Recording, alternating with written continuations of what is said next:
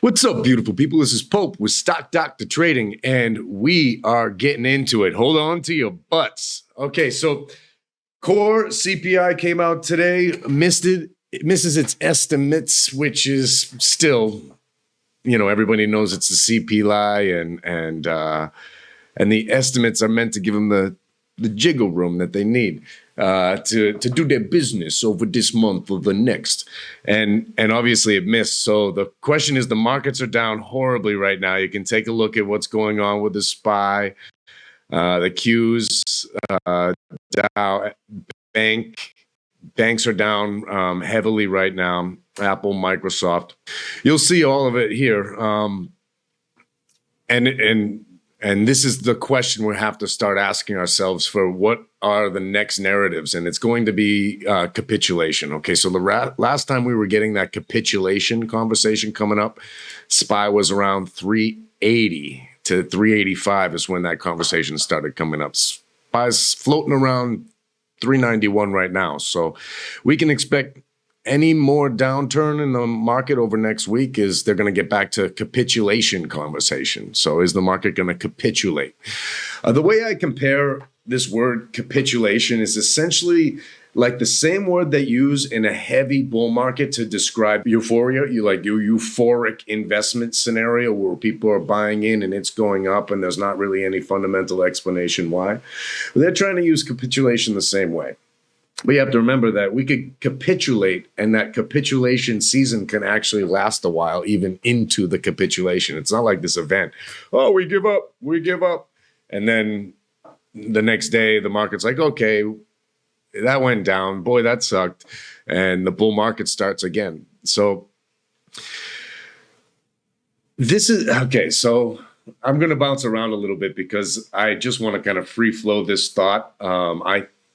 I've been, thinking about the CPI issues, and there's a video coming up where I'm going to break down statistically every single one of our core metrics for economic health is manipulated and controlled. And so we really have to start asking ourselves, where does the accountability lie when the numbers that are already being manipulated can't even hide the truth of things like inflation or the cost or employment or economic data?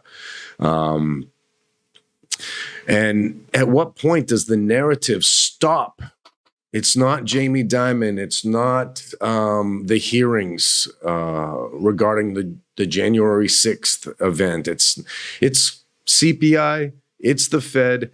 It's interest rates. It was QE before, now it's QT now, which starts June 15th, really. They told us June 1st. Think about what we have right now as a market. Like, now that we know that CPI missed its estimates, what we have is a market that's already, down 10 points. At least the SPY's down 10 points today. And next week, we're actually going to start the actual pulling back of the stimulus that we were doing for 10 years that led to the whole bull market run. How do you think that's going to go?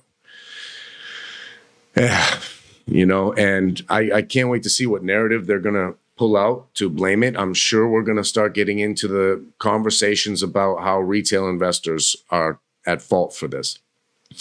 I think we're also going to have to start getting to the conversations where the government is going to start saying they're going to do price fixing, because it's very clear that the Federal Reserve can't control this with interest rates. Now, we've known the Federal Reserve lost its ability to control inflation through interest rates, the Fed fund rate, since 2008. They haven't had that ability since then. That's why it's been zero or near zero. And every time they raise it up, the whole stock market crashes.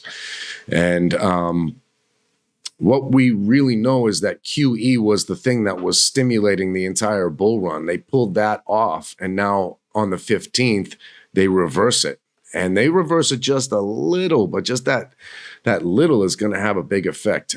Now, reversing back to some of the big information we got, because we're still reeling in and pulling in a lot of data, as the markets figure out these new price levels, because we are capitulating as of right now. We're saying, yes, master, we lose. Please, what price do we need to be at so we can start going up again? Because I just like to buy the dip, baby.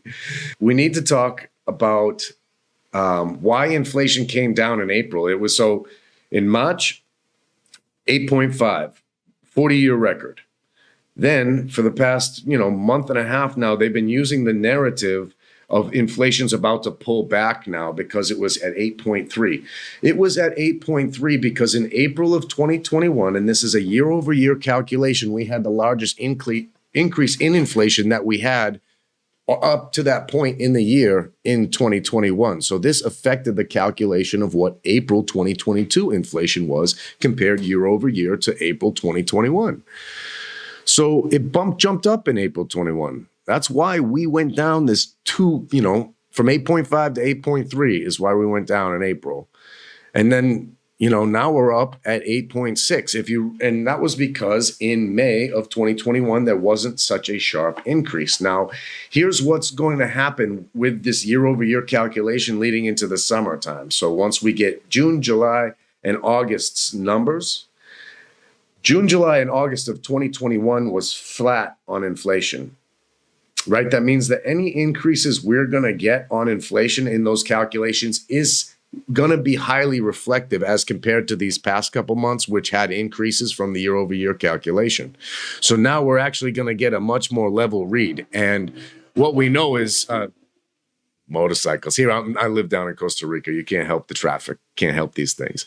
And so the year-over-year calculation is going to ease up for us in the summer, ease up in the sense that we're going to get a more accurate reading, and they can't hide the number so much like they've been doing to us, especially these past 2 months or the entire history of our lives, whichever way you want to look at it, short-term or long-term.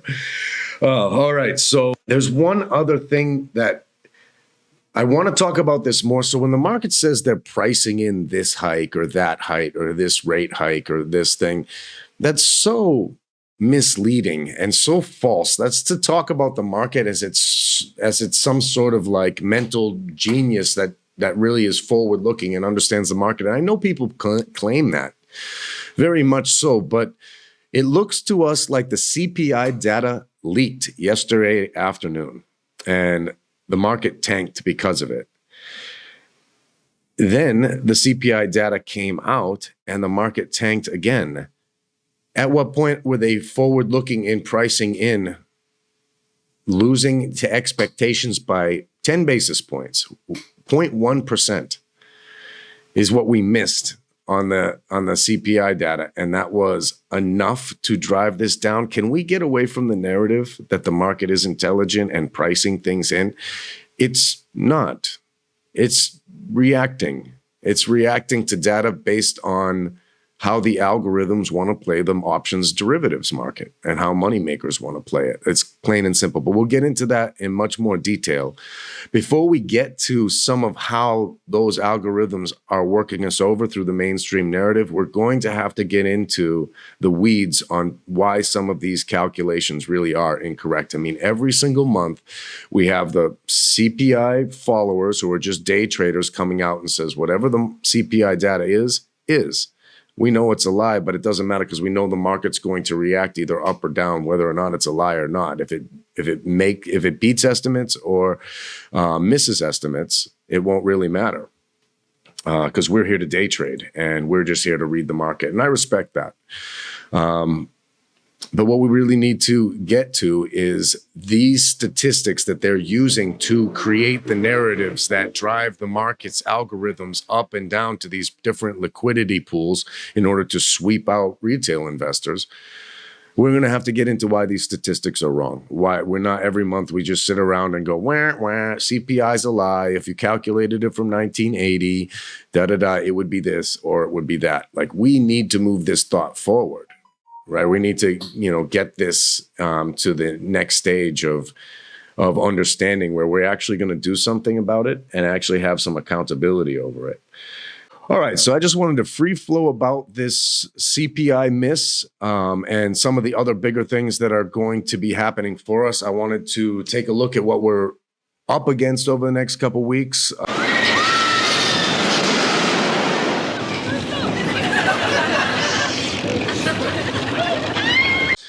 I was thinking that this would be a fairly, kind of sideways or maybe even green month. But now that we missed CPI data and we have QT coming in on us starting June 15th,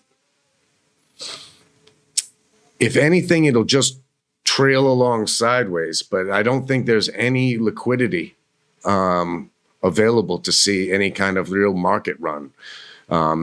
Just small daily rallies. And those rallies are really about price manipulation in order to sweep out options, derivatives, puts, and calls based on whichever favors the implied volatility on any particular stock at that time. And I think that's what the levels are that the algorithms are looking at. So we've got some new levels on the front now, and we're going to be hearing a lot more about capitulation in the next week. And if SPY goes below 380, it's on like Trizon, people. All right. Thanks for listening to me just rant and rave on that one. Just had to flow, and I hope y'all know. All right. Peace.